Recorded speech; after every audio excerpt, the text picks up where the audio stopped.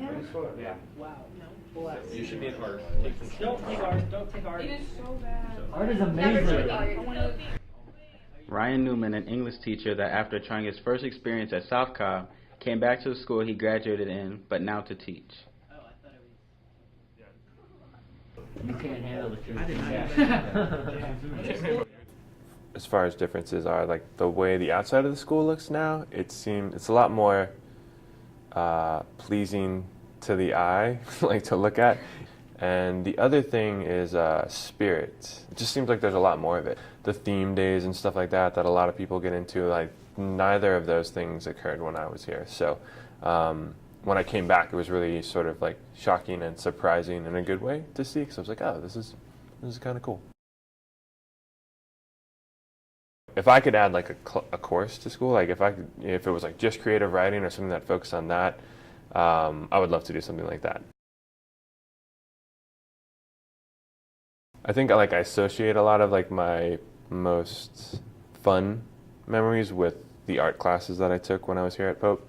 And Miss Johnson wasn't the teacher here yet. It was this other guy named Mr. Yeomans, who was a very like unique character. And his approach was very sort of like hands-off and laid back, which is probably like where I get a lot of my things that I do from. But it was just cool. It was like a lot of my friends were in there. It just kind of felt comfortable in the way that a lot of other classes didn't feel. I don't know if it's because it was like a community type thing, but I took his classes like every year that I was a student here. Whether it was like drawing or just like working on photography projects, it was just kind of the ability to sort of be yourself for like an hour or so that was always pretty cool.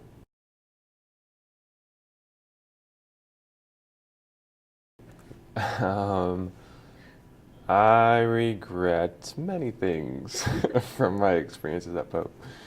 You know, the biggest one that a lot of adults probably say are just like not trying when they're in school. Like I didn't really try very hard. I did enough so that my parents wouldn't hassle me too much, if I'm being honest. But I don't know, like I regret, not applying myself until I went to college. Whereas like, for me, I felt like because I didn't apply myself or really like push myself to see what I could do, when I graduated, like yes, I had been accepted to the college that I wanted to go to, but I didn't really have an idea or like direction as to what I wanted to do because I hadn't given it any thought. So like that's a regret, like not speaking at school hardly ever. Like I didn't talk, like I was a quiet kid, and you know, I was just like afraid of interacting with of everything pretty much. So you know, like maybe that kind of like translate to me not being comfortable with myself. So, and then it's kind of like hard to say like I regret not being comfortable with myself because I don't know how like you get to that point. It's just like through living, I suppose. But those are like probably like my biggest regrets.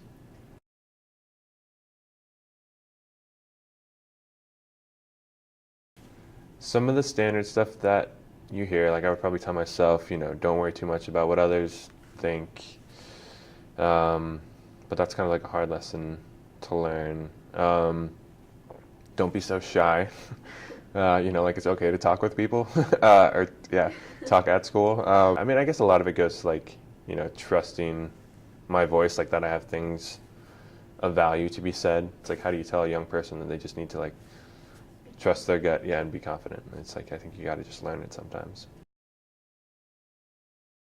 I'm not sure. My parents always thought I would be a good teacher.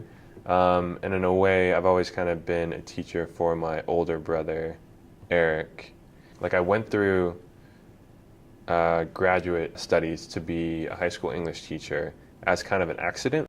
I got my degree in creative writing, and then I was like, I don't know what I'm going to do with that. And my parents were like, you should go to grad school. And I was like, you know, I don't know if I want to do that. But I ended up deciding to go, not because I really wanted to go and be a high school English teacher.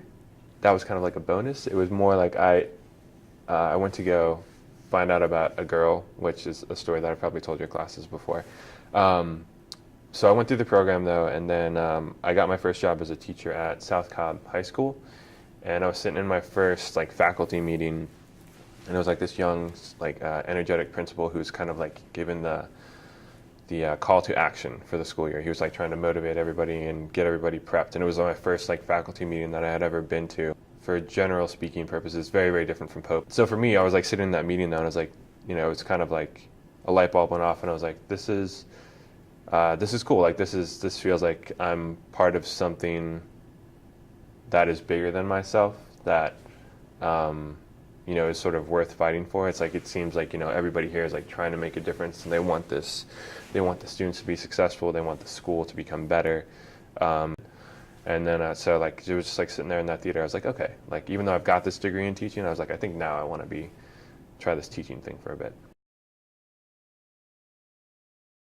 Teaching is way harder than I ever thought it would be. But I hope, like, at the end of the day, maybe like leaving my class, if you remember anything about my class other than potentially the awkward way that I can be sometimes and the way that I dress, it's maybe that you know, you've learned some like life lessons, either from, you know, the stuff that I've shown in class or that we've read, or the stories that I, you know, tend to ramble on and tell every once in a while.